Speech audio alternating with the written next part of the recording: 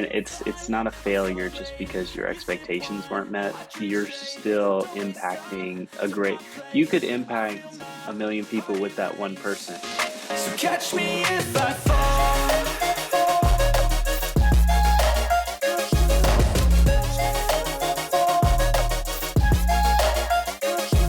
Hello, everybody, and welcome back to the No Haters Club podcast. I'm your host, Claudia Campbell, and I am so happy we have a guest episode today with Will. He is an influencer on TikTok, on Instagram, and he has just written a book, and I'm super excited to discuss all of the things with him. You guys have probably seen him on TikTok if you're on TikTok, and I just cannot wait to talk to him.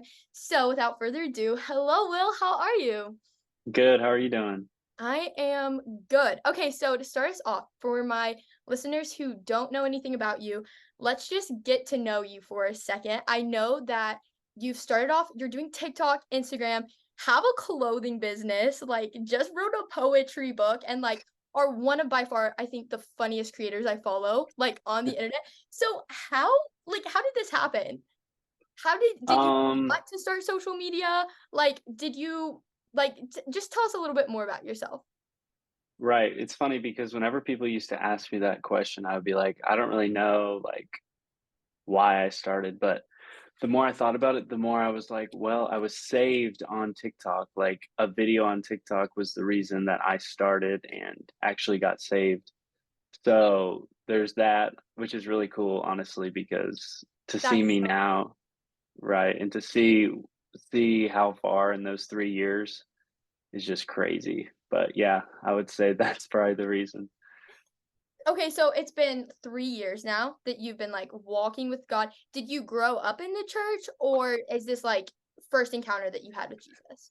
No, so I went to private school, K through 12. So I was definitely like in the church. I knew all the stories and such, but it's different when you finally realize who Jesus is and who he is for you and not just who he is for your parents, or who he is to any of your family members. But to really see that video, realize where my eternity was going and to where it could go was life changing, obviously, but something so cool to see, especially because I'd already gone to private school and knew all the things.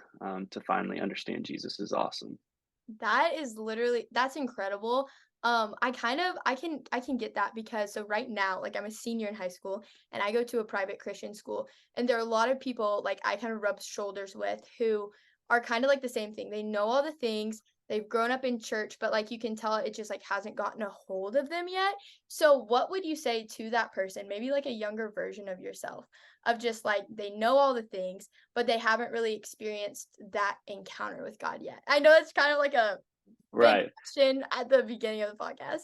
right. And I understand where that question leads to because I also would see those people. And it was honestly so hard to see because um, although you are kind of judgmental in the beginning because you are trying to follow all the rules and you kind of push that on people, I would say that you show love first because I would say I did more of the judgment thing and it pushed more people away. My high school was small, so everybody knew each other. So it was kind of hard to see people who are in this situation, like in like a Christian school doing some of the things that they were doing, but I was no better than them 6 months before that. So I would say that I should have gone with more love than I did. Even still now, I have a tough time of seeing people like do all the things because I just know there could be a better way.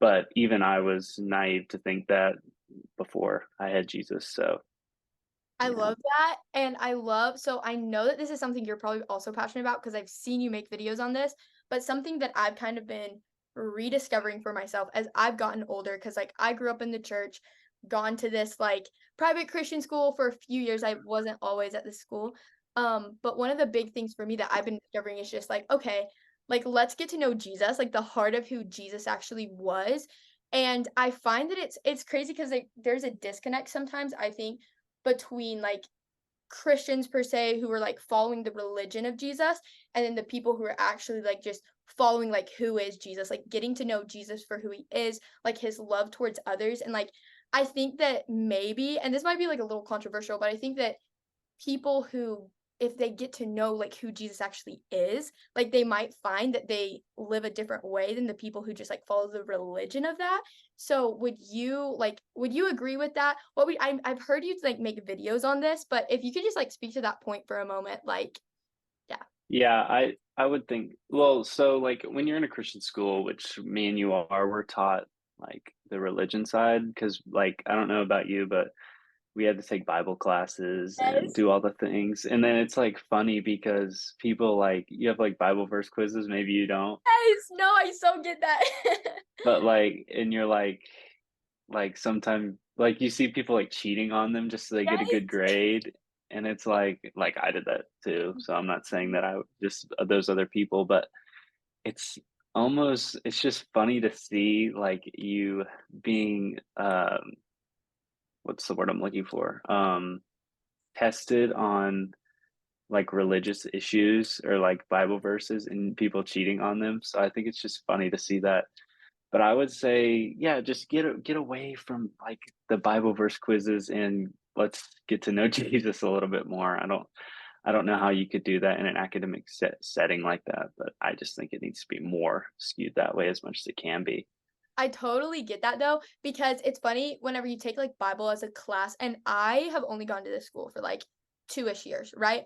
But whenever I came in, it was crazy because people were like just treating like all of this like an academic subject, like they would like English or math or whatever it was. But it was hilarious to me. They're like, "Oh my gosh, we have a Bible test! Like, we gotta cram, we gotta study. Like, how are we gonna?" And like people, it was so funny. I remember I'd be in Bible class, and there'd be people, and they'd have like a whole answer sheet like just on the floor, and they're all just like marking off the answers, and I'm like, "This is so backwards." Like, it's almost funny. Like, it's just like whatever it is, I just don't feel like that was the goal of this class or whatever. But I do think like knowledge can definitely help you with your walk with Christ. But whenever it's just knowledge and it doesn't like get into your heart, then I feel like that's the disconnect. Like that's the mess up, like whatever it is. But Right. I did like a slight change of subject. I did want to talk about this for a minute though. Obviously like you're a hilarious person, right? Um, I'm curious, have you like always just grown up like funny? Or was it like what I don't even want to say like inspired. Were you around people who were also funny? Or did you just grow up with this like what was the character development stage that gave you the sense of humor that you have? I would say growing up in a family with all brothers and having to make your way into the conversation in a different way than what they were doing. And my brothers are 7 and 6 years older, so they're not going to relate to really anything that I'm doing, um, but except humor and Mhm. like, not, I wouldn't say making fun, but cracking jokes about like our mom or dad, yeah, what they do or things around the family. So I would say probably that the most because that's what I could relate to my family with. Yeah, I So, love that. I feel like anytime that you have like a good sense of humor, like you have to have some sort of like character development stage or somebody in your life that gives you like I know for me, I don't think like I obviously would not consider myself like a comedian or anything, but at the same time, like if it wasn't for my dad and my sister just like absolutely dogging on me, I don't think I would be the good sport that I am today.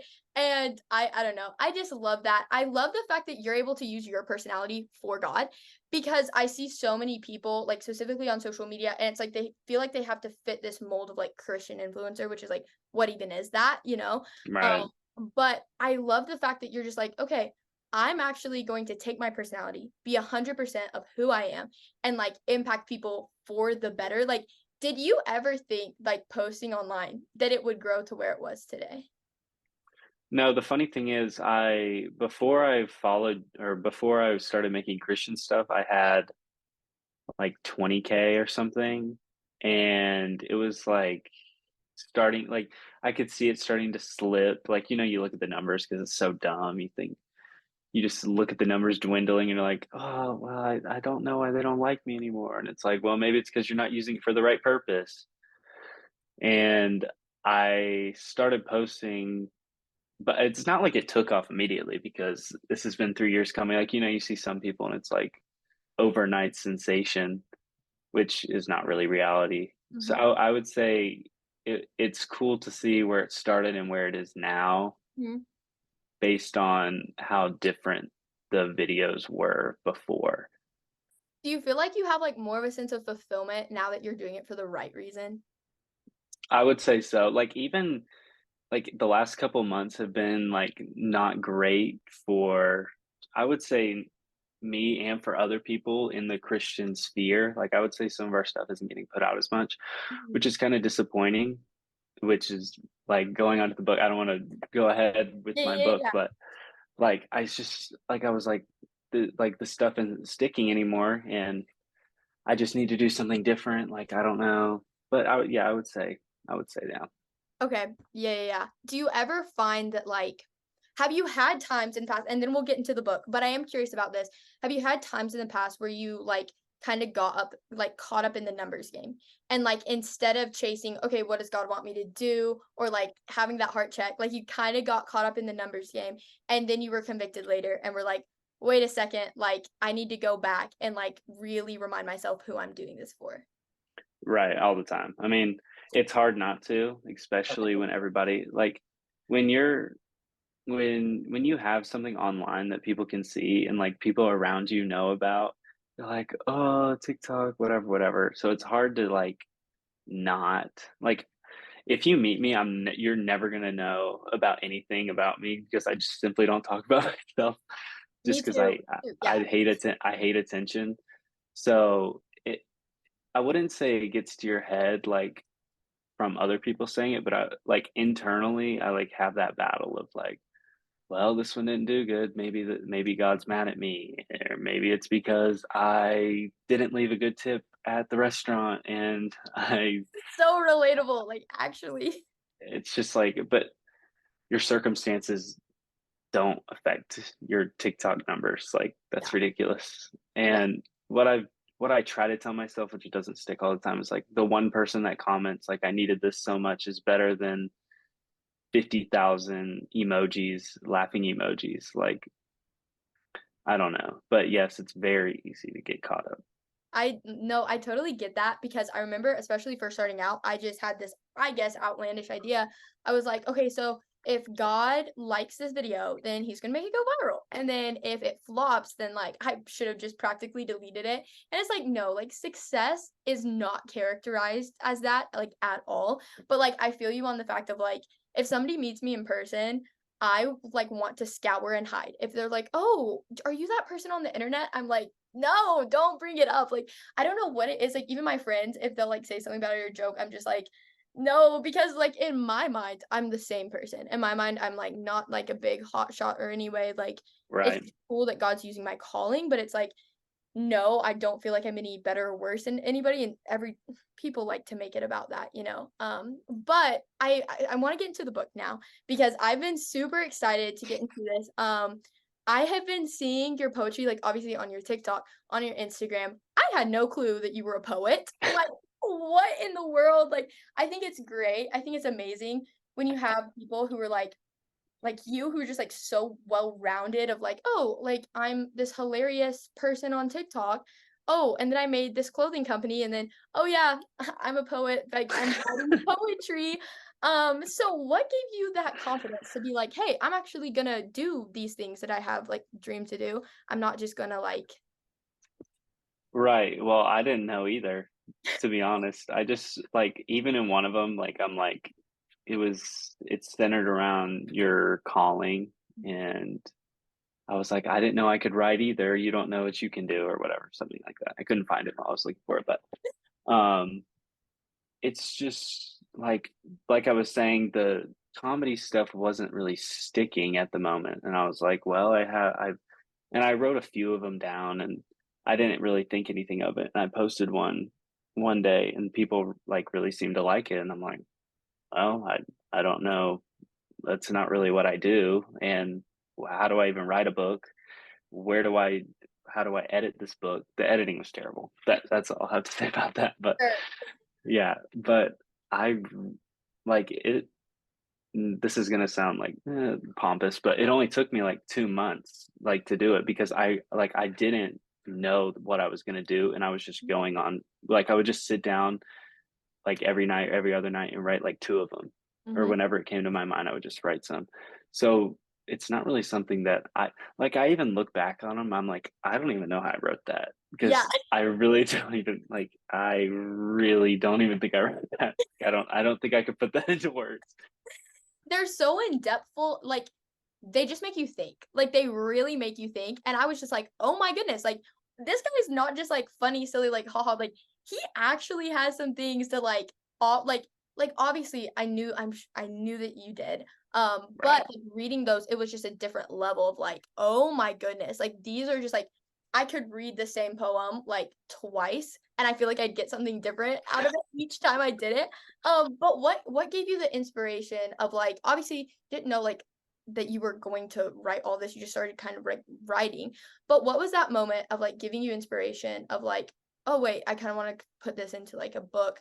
What inspired you to do that? I would say people like the people that follow me, some of them would just follow for the laughter, and maybe they just needed to break off somebody that didn't want to deal with like strict church, like sermon stuff, which I get. But sometimes you need to dig deep and you need to ask questions and you need to want to learn more about Jesus instead of just this funny stuff that I'm posting. And then you scroll and then you keep scrolling, keep scrolling, keep scrolling. I just wanted them to take a moment, read it, think about it. How can I apply this? Does this apply to me? And yeah, I love so that. Also, okay, you're a reader, right? yeah, I read. I since school started, I've stopped a little bit, but I did in the Okay, summer. so you were talking about this one book at one point you were reading, and I like nerd out over like this like theology, like different things, like the different theories, people diving in. I think one of them was how God made animals to like digest meat, but like he made them like, do you know what book I'm talking about? Yeah, that it's I don't know where it is. Yeah, it's 7 Days That Divide the World by Okay. Lennox. It was why how did it was talking about creation and the book's like 120 pages. So if you're not a reader, you know how you even have to be a reader. If anybody's listening to this, Yeah, you need to get it. It'll really make you think. it So will. it's like why were animals given certain teeth if they weren't going to be predators? No, And like it's that whole theory basis of that book, I remember I heard at some point in I think I was scrolling on TikTok and your live popped up and yeah, I think it was alive. you were explaining this book like the second I scrolled and I was like, I have to know what book that is. Like, and so anyway, that is really cool. Do you have any other book recommendations for people who are readers? I'm reading this one is massive, but it's City of God. It's Okay. like by Saint Augustine. He this is oh gosh, what he's a Roman I can't think of the word, but yeah. And then Bullies and Saints by gosh, what's his name? That one is so good. It goes through like the good and the bad of Christian Huh? history, and he really doesn't hold back. And it's really devastating and really good at the same time because it shows how bad the history was and how far we've come, and it goes into certain issues that are really thought provoking. Okay, I'm But excited to read those books because those seem like amazing books. I think it would take me like 3 years to read the St. Augustine one. yeah, it's like 1,000 pages. So I'm like, It reminds me of like two Harry Potter books like put together. right. But yay, you get something out of it. Oh my goodness, I love that. Okay, but obviously, you know it's about writing. Whenever you write something, because it takes more time to write than like just read something, did you find that you learned something like more in writing The Secret Place like than you would have just like reading it? Like what is something that you felt like God taught you writing this? To be able to get in the secret place and hear God, because like I said, those weren't my words because trust me, if you know me, I can't I can't do that. just like my comedy stuff, I couldn't do that. Like, it's just to be able to listen and to hear what God's trying to tell you. Like, reading is like, I read every day, but Mhm. I tend to forget some of it. Like, I'm, like, reading it and I'm like, "That's so good." I walk away and then I'm like, "Well, what was that about?" I'm, like, quizzing myself on the chapter that I read. I'm like, "What did John Yeah. do?" But, like, when you write, it's, like, coming from you, and this sounds narcissistic, but you tend to remember what you put down in Yeah. your notes. That's why I think annotation is so important too, and taking notes on the chapter as well. Good tip. Annotate. That's really good because books I annotate, I remember because I am a visual learner, and the books that I don't, I definitely don't like remember. But so you're saying that you're not a natural writer? Mm, I mean, I would say I'm more of a writer than like a math or science person. Like, I'm Okay. not. Mhm, Like, I would say language arts and history. That's why I like those history books that I gave you, mhm, because I'm just like, I love to learn about, and especially about history that I actually want to learn about. mhm. So I would say I'm more inclined. I would say I'm inclined to writing. I just don't know how I put the words into I see. place. I see. You put them in and you're like, "Wait, I wrote that. That's crazy." So Right. what advice would you give to somebody who kind of has this dream, desire, maybe like this whisper from that they feel like is from the Holy Spirit of like, "Hey, what if I did this?" And they're like, "But I'm not equipped for that. Like, I'm not ready for that." What would you tell them as like a younger person who's done all these things, who did something that you probably like, did you expect to write a book? No. Okay, so somebody who did not expect to write a book, and then here you are, like, 2 months after, like it was probably longer than 2 months, but, like, having a book now, right? So Right. what would you tell somebody else? I would say, like, people all the time would ask about, like, and you probably get this too, like, how did you start your account? Like, I wanna do this too.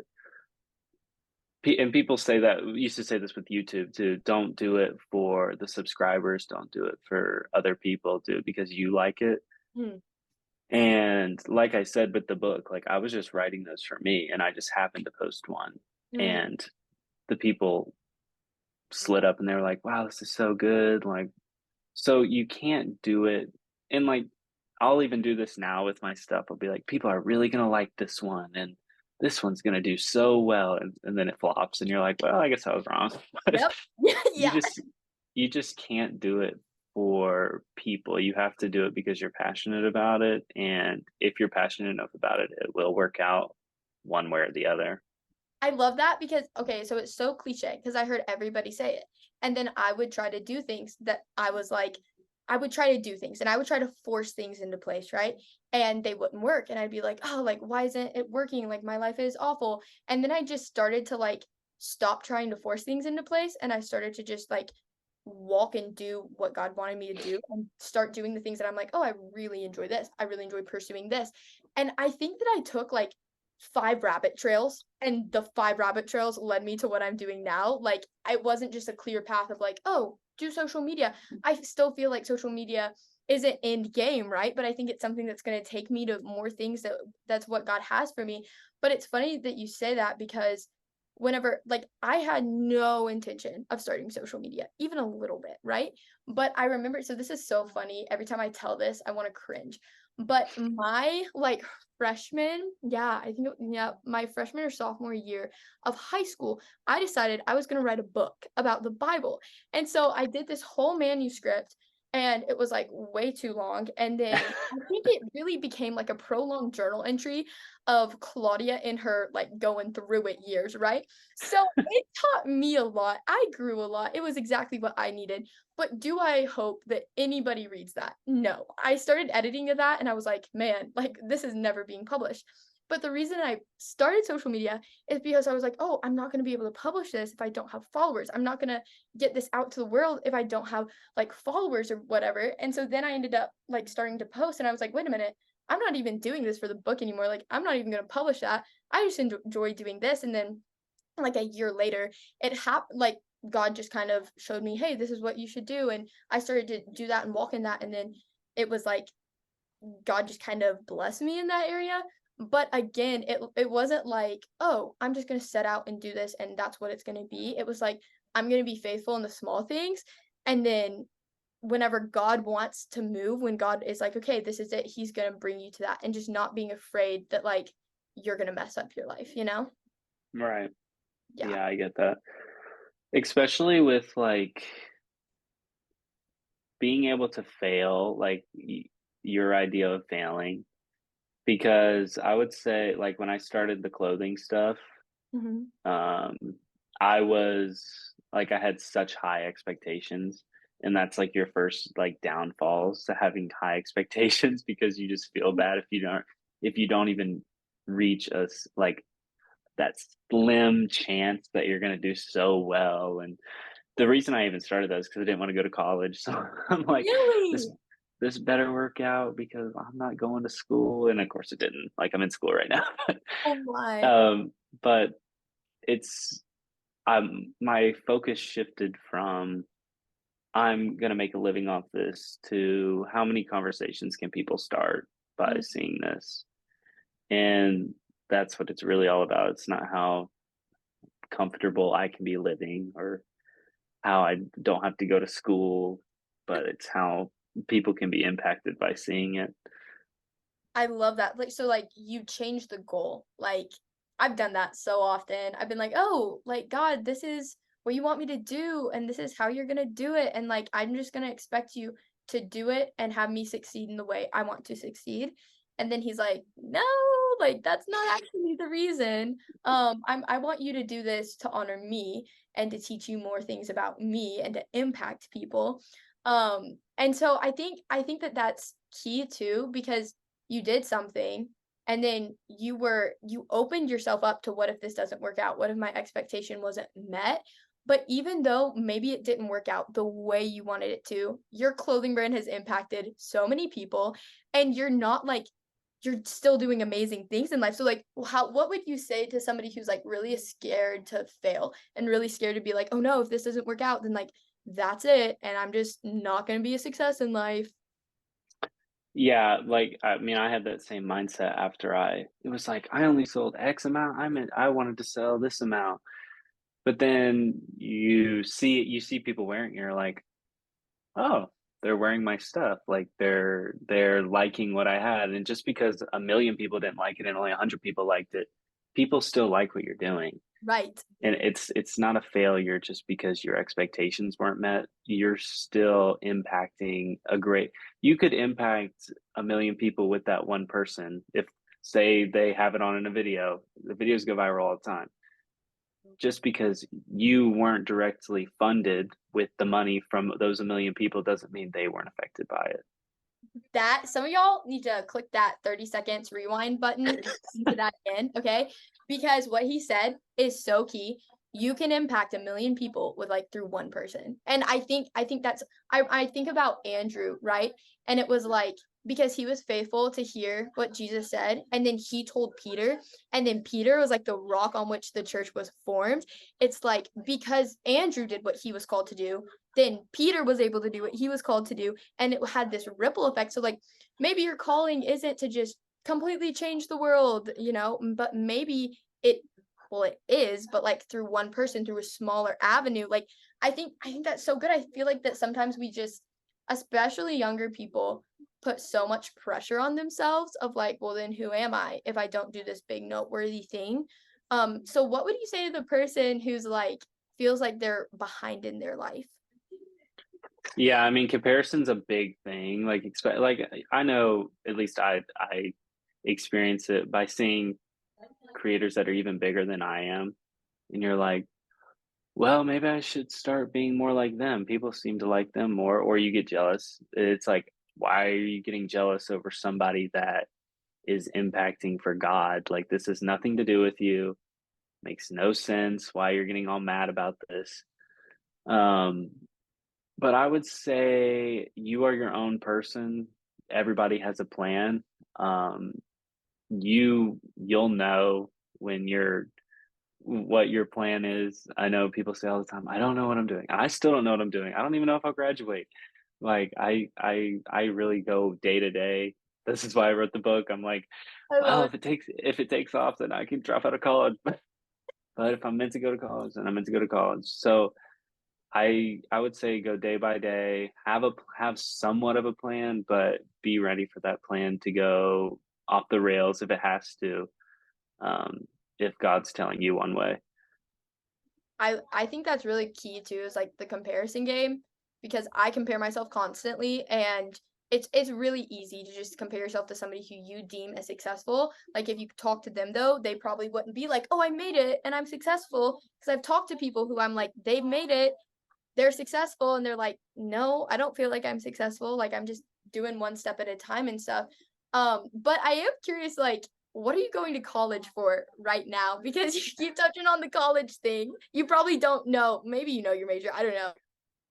I'm going for international affairs, which is like working in the government. Okay.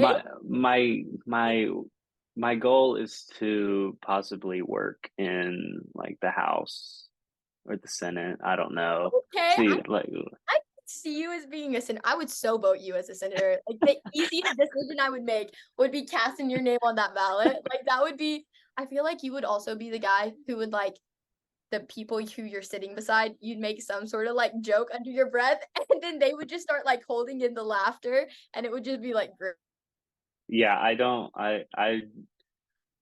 know why I want to do that, but because politics is so terrible, but I don't know. That's hey, but we need some good moral politicians in our world. So like, that's true. you could be somebody, you know. I feel like That's you've true. done so much at this point. Politician, president, like that's your next. President. Nobody vote for me for president. I If would so somebody's no, if you're voting me for president, we're deep. We are there. There's no coming back for the United States at that point. you'd come into the election like Kanye did and just be like, Yes, "Oh, my name on the ballot." right.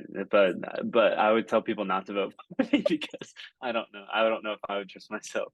Oh, that would be so funny. I feel like that on a like a lighter note, I don't even know if I would want to be president, because have you seen them? Like they age so much in like Yeah, the 4 years that they're in office. It's actually kind of sad.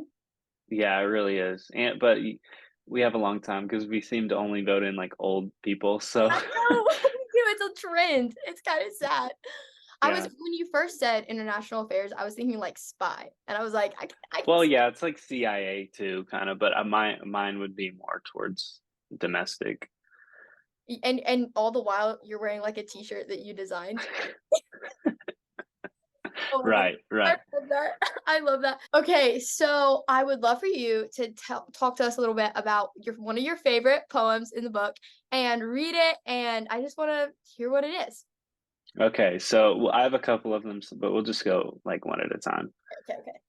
Okay. The spear was unnecessary, but it's mighty important. Jesus was dead, his spirit was given up, but they had to be certain because this performance could not be discredited. They had to show that he was lying the whole time. If he was God, why not come down? They said. Oh, how close minded they were.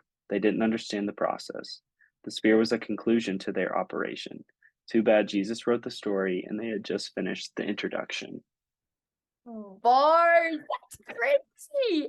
That is wild. I love that. So obviously, it's talking about like the crucifixion part of the gospel, right?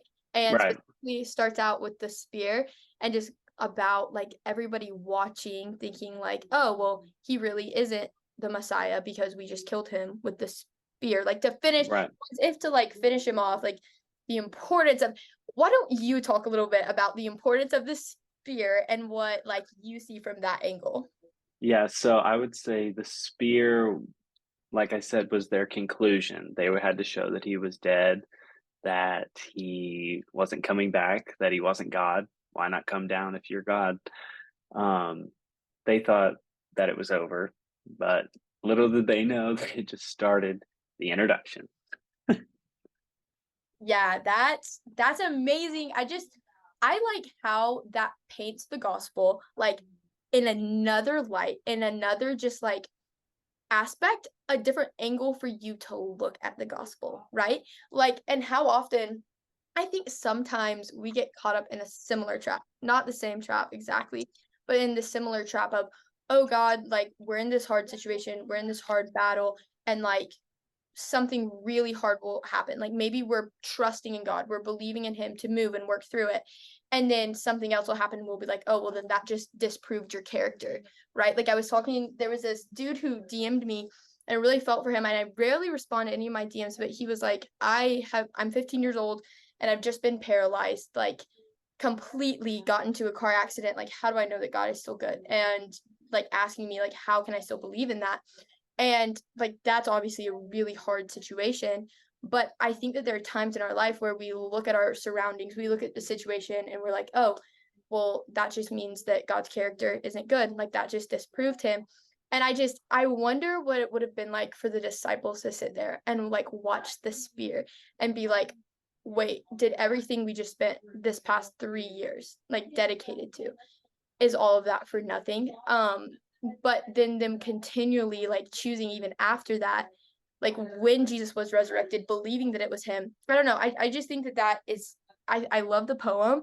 I like, as you can tell, like I'm even thinking through it right now. Like as I'm talking to you, just like there's so many different angles from that. Um, is there something that poem specifically taught you, made you think about differently when you wrote it? I would say that um, a closed door that we think is closed is a new opportunity to be opened that we can't see yet. And it may happen in 3 days or it may happen in a month, but I would say open doors.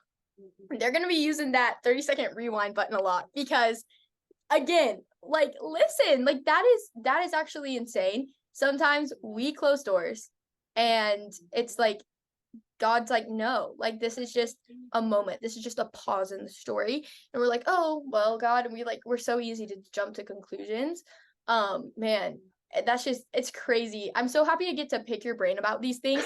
There's so much depth. Like it's like, okay, well, we're finding where the depth came from.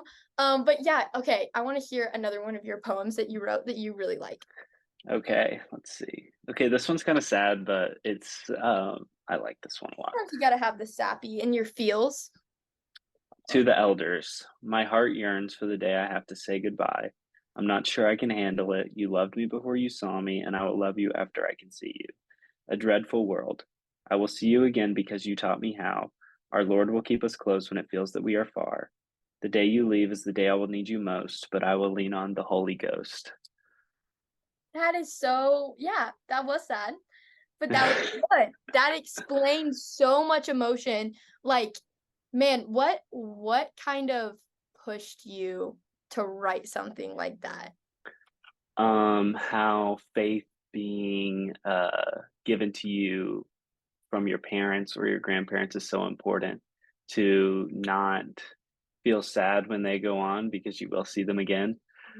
Um, to have that connection because people get sad. Like I get sad all the time when people pass on, but to know or to have them have impacted you in a spiritual way and to know that you'll see them again just eases the pain a little bit. That's a real thing though, because like I struggle with that too. Sometimes I just get up in my head or in my feels, and I'm just like, I don't know how I'm gonna be able to do this once my parents pass away. Like they've been such a like big role models to me when it comes to the faith, but like knowing their impact is everlasting, knowing like even grandparents I've had who have passed or whatever, like their impact on my life is everlasting and like they're in heaven now and that I will be able to see them. Like that's just a part of the gospel that's even sweeter. Like I'm not saved for heaven, but the fact that I can see my loved ones in heaven once again, be reunited with them. It's just like a part of it that just makes it like so wonderful. Right. Okay, I so agree. you have another poem. Okay, yeah, this is the last one. This Okay. this one might poke you a certain way and convict you a little bit. Okay. Ready for Okay. God, thank you for everything that you do. Help me to grow in you. I'm tired of being stagnant. Help my heart to do the right thing, because if I truly want to be better, a daily sacrifice is needed. But if I want to remain the same, I'll see you Sunday morning. mic drop. If I had a soundboard, it would be the clapping one. Wow, that's gonna give me a lot of to think about after this podcast. That is so good.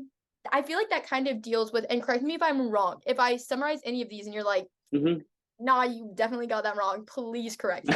But the whole idea of like, if you really want to grow your relationship with God, I see all the time people are like, oh, I want to grow my relationship with God, but I'm really only gonna talk to him on Sundays. I'm really only gonna be with him on youth group. I'm really only gonna do it when culturally it's accepted. But it's like, is your life one of sacrifice? Is your worship a daily sacrifice and not just lifting your hands when it feels appropriate to the environment that you're in? Right, yeah. I would say that people want to grow all the time, but don't want to, have the process of growth. They don't wanna water the seed, they don't wanna wait for the fruit to bear, they want to already have fruit, but, unfortunately, we aren't we aren't planted, or we're not given the fruit, we're planted as a seed. Um, I would see most times people don't wanna read, and I think reading is, like, the most important thing, at least to me. And I feel like I can almost be too pushy about reading just because I think it's so important for people, because I think the most growth comes from reading. I totally agree with you on that. Are you talking about like the Bible, or are you talking about the Bible plus like other books that talk about the Bible? Right. Anything that'll, The like, above. you need to be reading the Bible, but anything that pushes you forward, I would say. See, I see. So I totally agree with you on that. There are a lot of people who I as well see, and they're like, oh, well, it's okay for you to like never read the Bible, basically. But if you're surrounding with Christians and stuff, then you'll be okay.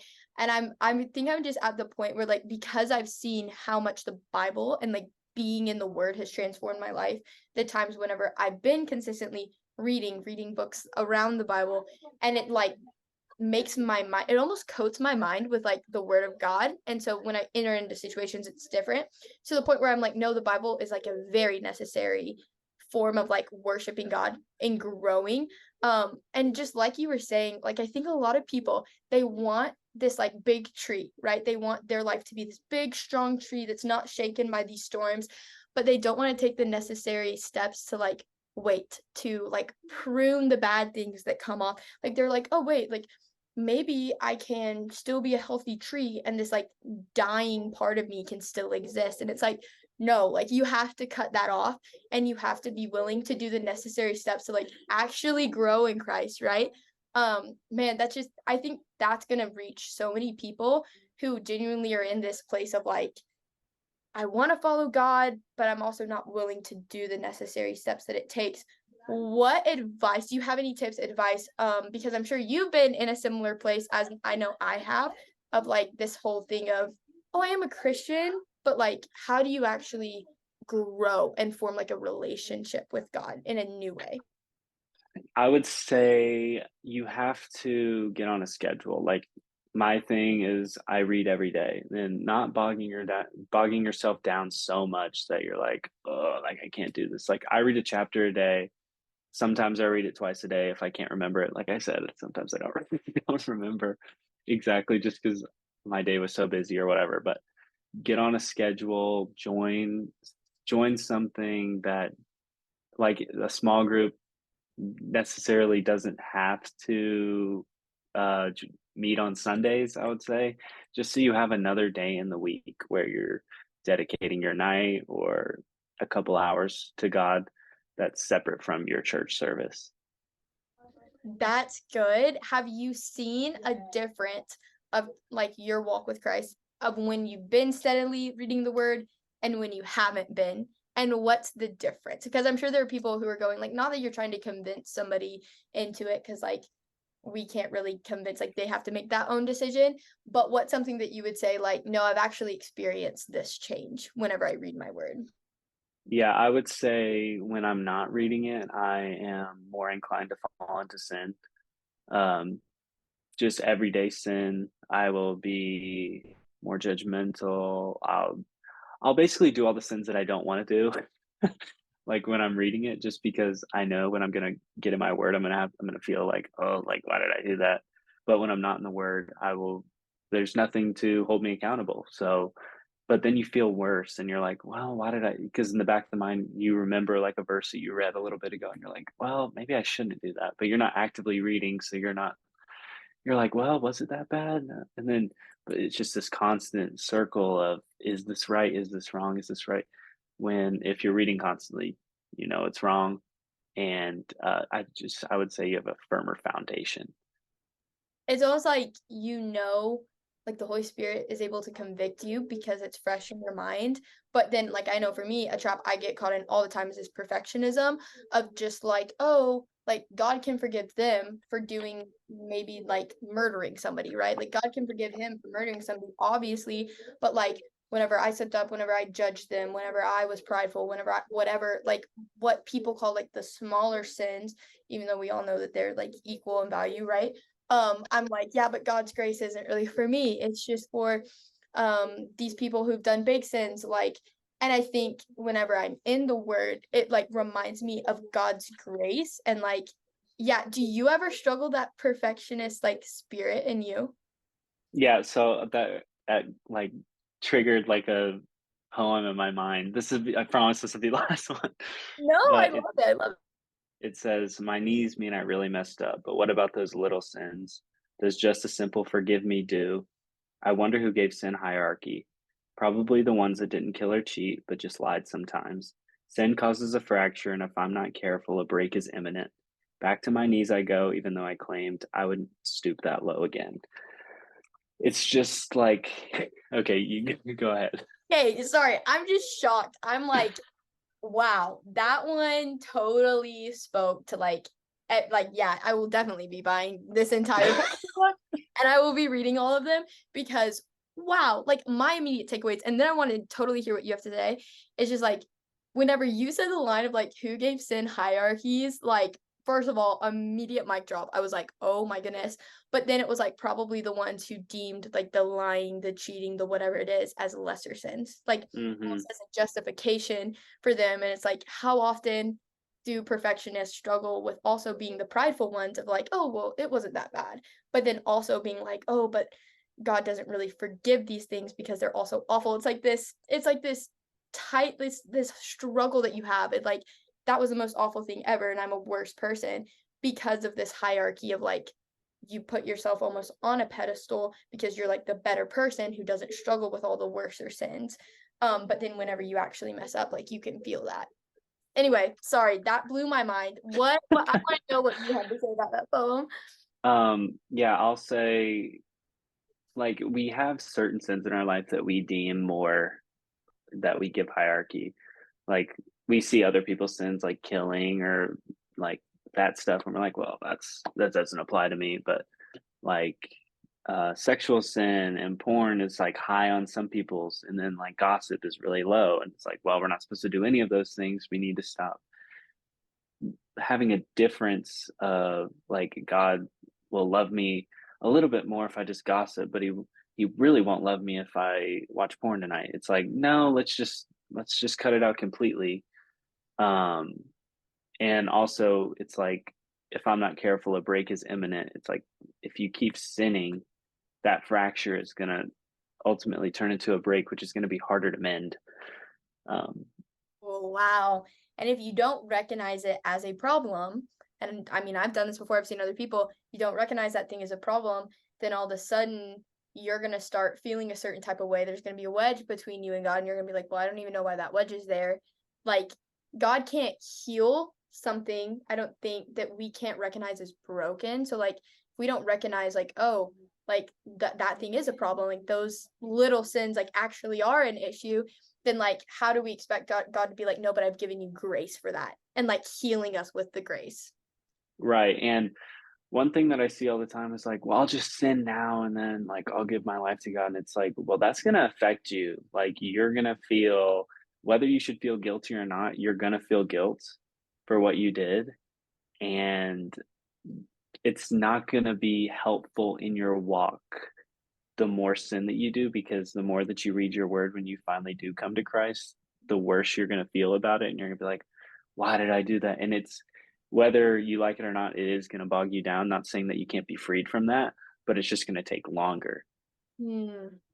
that is like, man, that is so good. I just know that this podcast is gonna help so many people and like free them from so many things and so many thought processes. And I just, yeah, like I couldn't say it any better myself. So like I just have to leave it what you said because like I think that that is awesome. And I just really want to ask you one more question because I just feel like this has just been packed with so many good things. And that is, I'm really interested specifically for your answer in this, but that is the question I ask everybody. How do you deal with the haters in your world? And also, I'm curious, did you start social media when you were in school still, like high Mhm. school? So Mhm. I was a sophomore, I think. were there like haters with your social media stuff? They probably were. I mean, I was pretty like I would say I was friends with everybody just because my class was so small. But they probably I mean, I won't say they probably were like it's a bad thing, but I mean, I would have probably too. So the people were probably talking about it whether I knew it or not. As far as online hate goes, I used to reply to it and like make jokes about it, but then like I got convicted. It's like Hilarious. I know, but now it was actually so funny, but now you get convicted. It's like, well, how are they gonna look at Christians if I'm responding with like a funny sound with like a weird face to their comment? It's like, well, it's really funny, but like I can't post that. Like Get like that one really good video that like you shredded them to pieces and it's hilarious. And then you're like, the Holy Spirit's like, yeah, no, you're gonna take that. yeah, it's like, well, they deserved it. And it's like, well, they just did that to you. What does it mean if you're doing it right back to them? Yeah, yeah, yeah. And you're like, I could do like I could totally just rip them to shreds, but I can't. I'm just gonna be the bigger person. Yep. Just sit back and relax. Sit back and relax. That's really good advice. I think Yeah. that's good. It's hard. It's really hard.